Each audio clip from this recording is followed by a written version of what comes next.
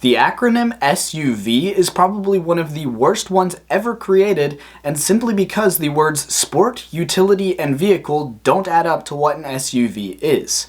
SUVs are not very sporty, they are not as utilitarian as they seem, and these two aspects make them generally awful vehicles.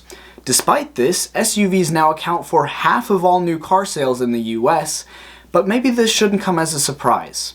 After all, car companies are clearing out basically their entire model range and leaving just the SUVs, the pickup trucks, and the crossovers for one simple reason.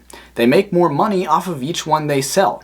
How this came to be, though, will come as a surprise because SUVs were never something we actually wanted. Some 40 years ago, when music was better, dinosaurs roamed the world, and time travel was possible, most people used station wagons as family vehicles. Today, most people use SUVs, but it's not that their transportation needs have changed that much. Most people still don't need an SUV or a pickup truck as a daily driver. So what changed?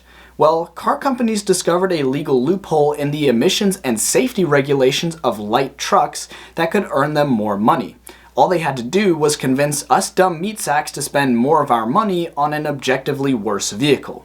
Hello people of the internet, I'm Nico, a dumb meat sack that's a big fan of the Jeep Wrangler and the Ford Bronco, both SUVs, and this is the story of how and why car companies manipulated us to buy more SUVs and pickup trucks. Let's go back to the swinging 60s. The swinging 60s. I was 40 years away from gracing this planet with my existence, muscle cars were at their peak, music was being made by the Beatles, the Beach Boys, and the Rolling Stones, meaning it was good music, unlike the music being pushed out today. If you wanted a family vehicle, you would get either a station wagon or a sedan, and if you used your vehicle for work, then you would probably have a van or maybe a bare bones pickup truck with a large and usable bed, unlike the pickup trucks of today.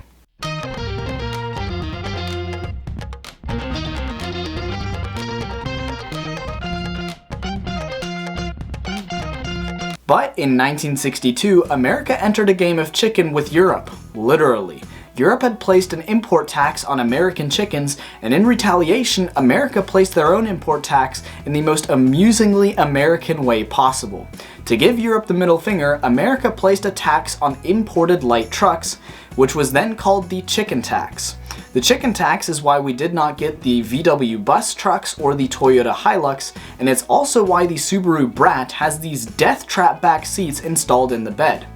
The other thing that resulted from this is that American car companies now had almost no competition when it came to any vehicles in the light trucks category.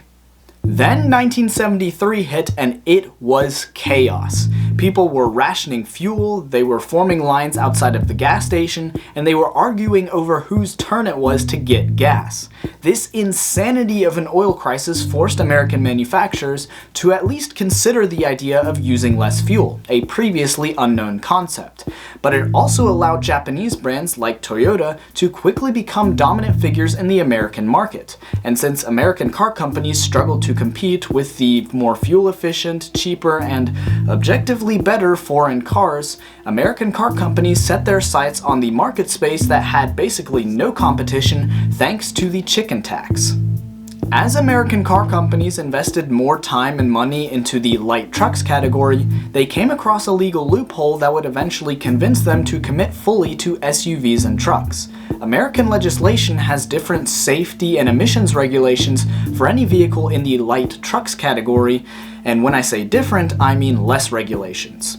Because pickup trucks back then, and to some extent today, were utilitarian work vehicles for the blue-collar workers that keep our country running, they were exempt from the CAFE standard, which requires car companies to improve the fuel efficiency across their entire range of models. So instead of building cars that met the CAFE standard, car companies, for good reason, decided to try and get as many people out of station wagons and sedans and into SUVs and trucks, thereby avoiding all of the emissions and safety regulations that would have incurred extra costs. Now, aside from being able to avoid all these regulations, a lot of large SUVs were, and probably still are, built with a lot of the same parts, and they share the same body-on-frame construction. That, combined with the overall higher cost from needing more materials, meant that car companies could eke out some larger profit margins, which was another good reason to switch. That was why they did it, to make more money. Now they just had to figure out how. How to convince people to buy vehicles that were slower, less fuel efficient, less safe, less comfortable, more difficult to drive, and overall worse than the sedans and wagons they were to replace. So, car companies asked themselves, quick intermission, get the hat going, and then the jacket from senior year prom that doesn't really fit me anymore. Yeah. There we go. Ladies.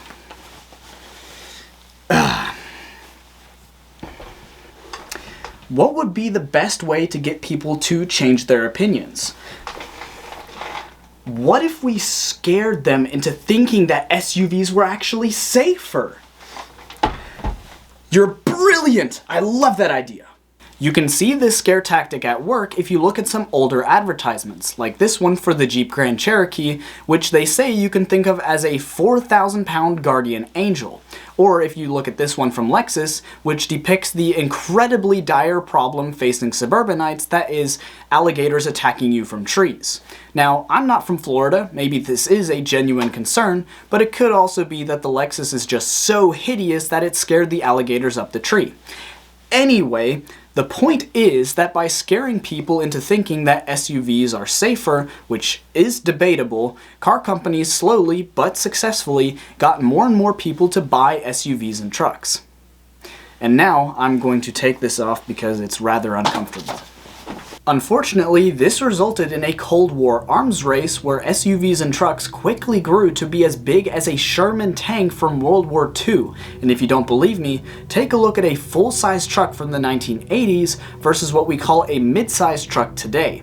The mid-size truck is still bigger, and the full-size trucks of today are as wide as a Humvee and closer in length to a modern M1 Abrams tank than they are to a Mini Cooper. Seriously, an F-250 is closer in length to a tank than to a city car. The other tactic used to sell you this size is more positive, appealing to what is probably an innate desire of humans to be out in nature. Thanks to the ground clearance of SUVs, trucks, and crossovers, they are often marketed as a great tool that is capable of being a comfortable daily driver that is safer, but can also take you to the great outdoors. The reality, however, is that most SUVs, trucks, and crossovers will at most see a curb and some grass when the parking lot at the local Red Robin isn't enough. A lot of the reason people buy these larger vehicles is the just-in-case kind of thought process, which is perfectly justified, but companies like to play into it. If you paid attention to Apple's marketing for the latest iPhone, you would have noticed this too. At their unveiling, they talked at length about the crash detection mode and the ability to call emergency services through satellites, which, like the capabilities of SUVs, trucks, and crossovers, will only get used on rare occasions, if ever. According to a survey where Ford F-150 owners were asked how often they do various tasks using their trucks, most stated that they never really towed anything and mostly just went shopping or ran errands using their trucks. To which I have to say, financially it would make more sense to just have a sedan or a wagon and then rent a truck from U-Haul in the rare occasions that you actually need to tow something. But because car companies want to make money in whatever way they can, they just feed everyone lies, which you can see clear as day if you compare what is advertised in Europe as a family vehicle compared to what is advertised here as a family vehicle.